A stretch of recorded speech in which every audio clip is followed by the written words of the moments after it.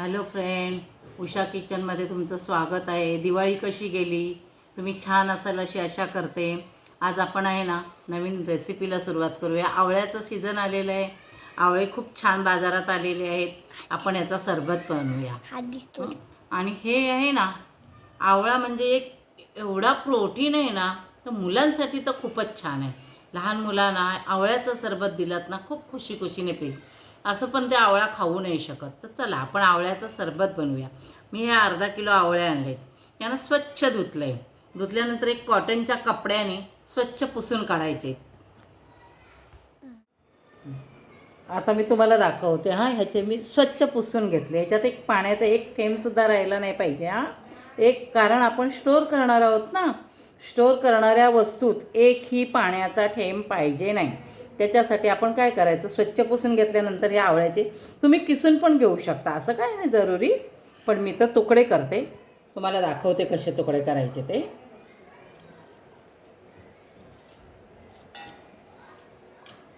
हे बघा, असे तुकडे करायचे आवळ्याचे आणि हे तुकडे करून आपण मिक्सरला वाटणार आहोत।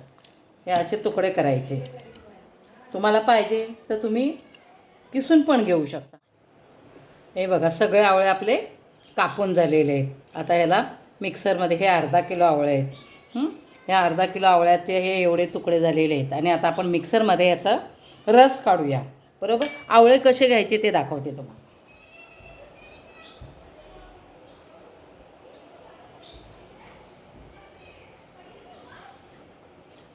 हे बघा, आवळा ना असा कलर घ्यायचा, कधी पण एकदम ग्रीन नाही घ्यायचा। असा आवळ्याचा कलर असला पाहिजे तरच सरबत छान बनतं। नाही तर एकदम ग्रीन घेतलेत, आवळा कडक तर पाहिजेच, पण एकदम ग्रीन घेतलं की तुरट होतो। त्यापेक्षा असा लाईट पिवळासर पाहिजे, क्रीम मस्त पाहिजे, ग्रीन नाही पाहिजे। असा आवळा शोधून घ्यायचा, मोठा आणि कडक, आणि हा कलर पाहिजे आवळ्यांचा। बरोबर, बघा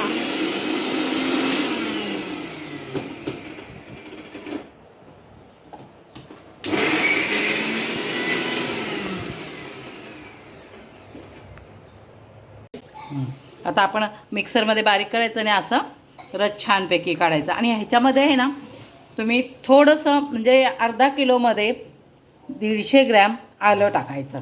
मी आलंसुद्धा टाकलं आहे वाटायला। आता हे बघा, हे असं रस निघतो। आता आपण ह्याच्यात 600 ग्रॅम साखर घातलेली आहे। रस आपला निघाला आहे, हा बघा, एवढा रस निघतो अर्धा किलोचा। अर्धा किलो रसात 600 ग्रॅम साखर घातलेली आहे आपण। आता छानपैकी याला ढवळून काढूया।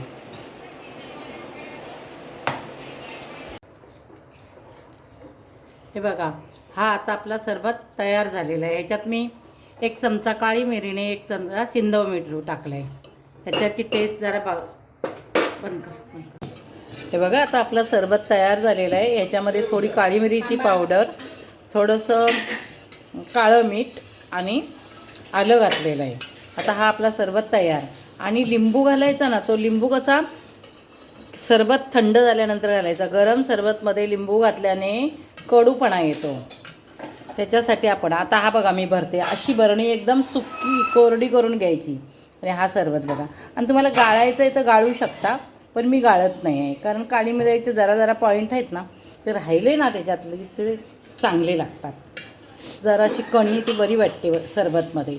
तुमच्या आवडीवर, तुम्हाला पाहिजे तर तुम्ही गाळू शकता। आता सीझन आहे आवळ्याचा, आवळ्याचा सीझन आहे, त्यामुळे असं सरबत बनवा। तो ज्यांची 10वीला मुलं आहेत त्यांना हा रोज सकाळी 1 ग्लास सरबत दिलात ना, एकदम हेल्दी आहे।